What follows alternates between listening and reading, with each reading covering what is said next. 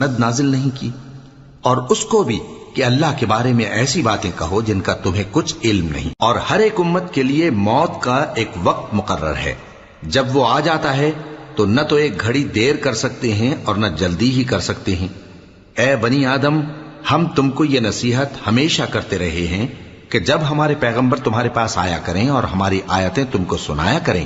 تو ان پر ایمان لایا کرو، کہ اب جو شخص ان پر ایمان لا کر اللہ سے ڈرتا رہے گا اور اپنی حالت درست رکھے گا تو ایسے لوگوں کو نہ کچھ خوف ہوگا اور نہ وہ غمناک ہوں گے،